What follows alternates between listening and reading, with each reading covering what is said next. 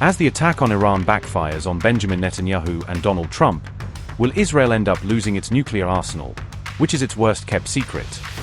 With the joint US-Israel so-called preemptive strike failing to break Iran's resolve, Tehran is signaling it could answer by striking at an Israeli nuclear site. Netanyahu's long-guarded, never-admitted nuclear weapons program is suddenly under real threat. If Israel's undeclared nuclear edge is compromised, states stand to lose their biggest military advantage in the Middle East. A successful attack on Israel's Dimona nuclear complex, believed to be at the core of its atomic program, could turn the entire tide of the war, pushing it into a far more dangerous and unpredictable phase. As the region watches the suffering unleashed in a war many blame on Washington, a critical question looms. Will angry Arab leaders now tilt towards Iran, redrawing alliances across the Arab world? After US and Israeli forces struck Iran's nuclear sites, Tehran is now planning a mirror-image retaliation, signaling that it could hit Israeli nuclear targets in a similar, highly escalatory fashion. Iran has openly warned that it may target Israel's Dimona nuclear site if Tel Aviv and Washington push the war further and attempt to destabilize or topple the government in Tehran. This threat was reported by Iran's ISNA news agency, which quoted a senior Iranian military official, and was later picked up by outlets such as the Times of Israel, amplifying global concern. The Dimona complex is Israel's principal and highly secretive nuclear installation, long regarded by experts as the most sensitive facility in the country's strategic arsenal. The site is widely believed to sit at the core of Israel's undeclared nuclear weapons program, even though the Israeli state has never formally confirmed possessing such arms. Located in the Negev desert, the Dimona facility lies roughly 30 kilometers from the Dead Sea, deep inside Israeli territory but now thrust into the center of a potential showdown. Israel officially describes Dimona as a research facility focused on nuclear science, maintaining a carefully crafted narrative that downplays any military dimension. Because Israel has never signed the Nuclear Non-Proliferation Treaty and maintains deliberate ambiguity about its nuclear weapons, it remains outside the usual global arms control framework.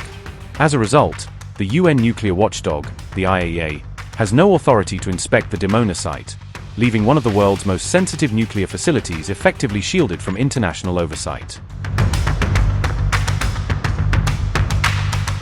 The IAEA has confirmed that several buildings at Iran's Natanz nuclear facility were damaged in a recent attack, underscoring how the site remains a frontline target in the escalating conflict. Significantly, the nuclear watchdog has stressed that despite the visible damage, no radiological consequences are expected and the plant's core operations have not triggered any radiation leaks so far. The IAEA also noted that the Natanz facility had already been severely damaged during the intense 12-day war in 2025, when it was repeatedly hit as part of earlier strikes on Iran's nuclear infrastructure. It is still not immediately clear whether the latest attack on the Natanz site was carried out by US forces, the Israeli military, or a combination of both, adding to the fog of war surrounding these strikes. Iran's envoy to the IAEA said, quote again, "They attacked Iran's peaceful safeguarded nuclear facilities yesterday. Their justification that Iran wants to develop nuclear weapons is simply a big lie," unquote.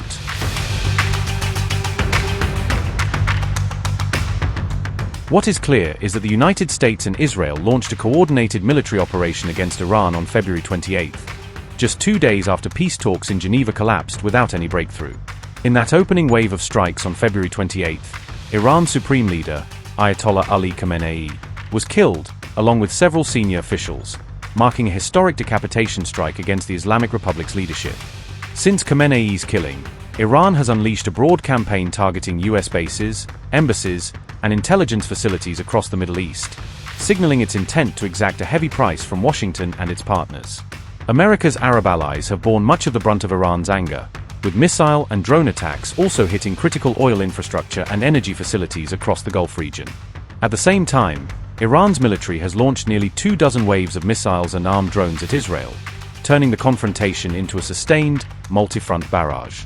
In response to mounting threats, the United States has shut down its embassies in Saudi Arabia, Kuwait, and Lebanon after a series of drone and missile incidents made normal operations impossible. Washington has also urged American citizens to leave more than a dozen countries across the broader Middle East, including Israel, as the risk of further strikes and regional escalation continues to grow. The list of countries covered by these warnings includes Iran, Israel, Saudi Arabia, Qatar, the UAE, Bahrain, Egypt, Iraq, and Lebanon, reflecting just how wide the potential battlefield has now become.